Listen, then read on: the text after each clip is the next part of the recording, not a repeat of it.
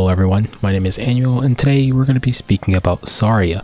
Saria is the newest RGB hero that is on the Covenant banner as of right now. That should be going for about 2 weeks, I believe. So first disclaimer I want to say about this character is not a limited character. So for the most part, if you're pretty much a regular player, you should probably not pull. I only pulled because I am a content creator for the game. So I have the funds to, get the character. But if you're the average Joe, I do not think you should be pulling on banners that are not limited. Now, is this a case of Setsuka where the unit itself is very strong, and if you have the ability to get the character, you should probably pick them up? No, I don't think so. So first, let's talk about playstyle wise. So I'm going to put up some b-roll on the screen so you guys can watch. It's going to be some arena footage and it's going to be some Guild Wars footage. You can't play her in RTA right now. She is globally banned because she came out towards the end of the season. Now, if she was able to be played in RTA, I highly doubt she would change anything because she's not that strong. But there's a lot of possibilities, but I'll go over it as I get to it in the video. So for the most part, this video will not be heavily edited. This is not a build guide. If you guys want a build guide, I can give it to you, but this is mostly just me talking about the character. But so if you guys want like a guide on how to build a character, I can provide it. Just let me know in the comments, but it'll be a separate video. This video as a whole will just focus on reviewing the character. So Saria as a whole, her playstyle will fit more towards cleave, and if you're an aggro player, you can get some usage out of her due to the aggro options that fit well with her. If you want to play her for standard or turn 2, I don't think she has that much value. The only value I saw her have was for anti-cleave, and I do have a clip of anti-cleaving an arena defense. Yes, I know it's crazy, but someone actually had a Zeo on their defense. So I was able to Zeo trap with Saria, and it was actually pretty interesting. The only thing is, I don't think it will work with the new Zeo, and I don't think it's going to work with the new Zeo with Teu, because I'm pretty sure, unfortunately, Saria will not cut aneuo Teu. But it is a possibility for you to be able to Zeo trap someone with Saria. So that's just a cool little thought. So she's going to fit more towards those faster playstyles if you really want to be on the cleave side of things, because she does not have a lot of gas in her kit. So once you rip your S3 and your S2 goes off, you're going to be on a little bit of a downtime till you get to your next turn. If you're playing aggressively, you can, which is kind of what I'm leaning into, you can play her aggressively because her passive doesn't really have a cooldown. Once it procs, you can't proc it on the same turn again, but once she takes a turn, her passive is immediately available again. So if you have another extra turn unit, then it will proc her focus and she'll get a CR push.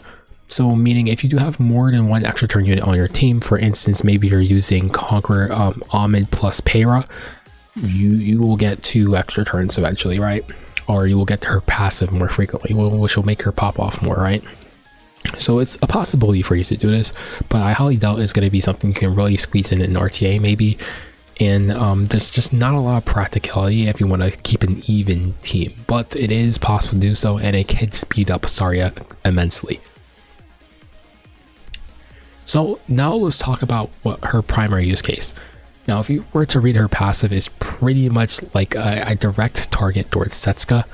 And does she do her job against Setsuka? A little bit.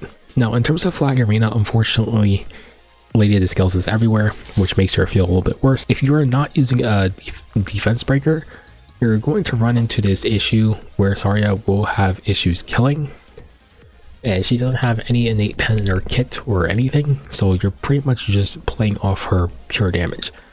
I do have a clip of my old build for Saria where I was just running triple torrent, but I felt like that wasn't relatable at all, so I decided to just go back to destruction set so I can get a pretty clear consensus on what the other part of the player base can bake.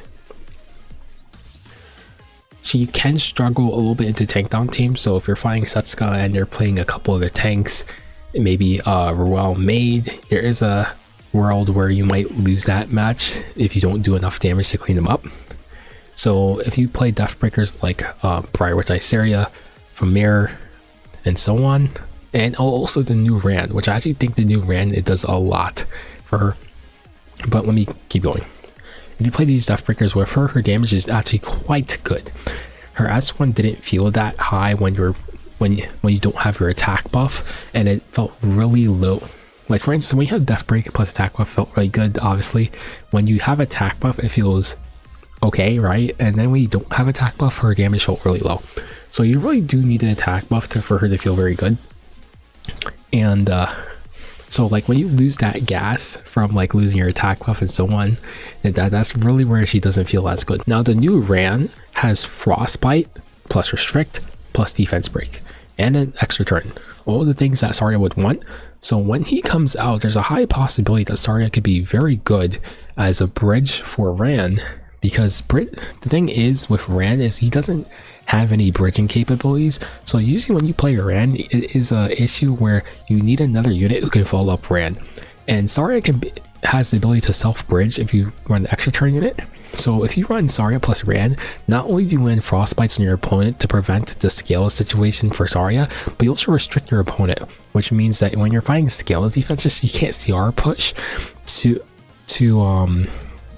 Scales can't CR push right behind Saria because she CR pushed. So I do think Ran is going to be a very good combo for Saria, but we can't test that until she comes out. In terms of some other things I tested out, pretty much Almond was obviously the go-to. I mean, what else would you use? Conquer Lays felt okay. Dual attackers felt nice, so if you wanted to play a little bit more of a longer matchup, Saria can get a dual attack, gain some focus, and pop S2 again earlier. Once again, she really feels like she needs the attack buff to do that damage though. So if you don't have attack buff, maybe it won't do as much damage, but definitely the S2 has the highest multiplier in the kit. I think S1 is kind of slightly behind. In terms of like Guild Wars, she felt okay. I would need to play her a little bit more, but I kind of lost some of my combo units in one of my Guild War attacks, so I couldn't test her anymore. And in terms of PvE, she's kind of okay. I can't really say she's outstanding, but she's okay. So all in all, I really just don't think you should pull her this character if you just don't have like a bunch of resources. She didn't feel outstanding enough to feel like a must pull. She feels like a more fun character just to have. Even as well, she doesn't really fit my playstyle. I like to play a turn 2. She doesn't really fit my playstyle that much. There's not that much possibility to play her in turn 2. I think like the biggest thing was, once again, when I talk about the anti-cleave, it's just a player on Guiding Light or Wall of Order. I think Wall of Order is probably better because if you're playing opener like you're supposed to with her, she's got a CR push and usually be right behind the line, so Wall of Order feels a little bit better because then you can get Gab on your off turns. But I do feel like I want to play her on Guiding Light just so I have that turn 2 option of having a DPS hiding stealth, but she is very squishy if you are playing her pretty high damage. But she kind of needs the damage in a way. So I really don't know what else to do, but I mean, I wasn't expecting her to be any broken. Her kit is very simple. It is quite modern, but it's very simple. It's nothing crazy. So I wouldn't think she would be a broken unit. But either way, at least she's hot. Yes. So that is our bright side. So anyways, if you enjoyed that little review, be sure to leave a like and subscribe. And if you want me to show you the ways that you can build the character, just leave a comment, and if it gets over like 3 or 4 likes, then I'll go ahead and make one.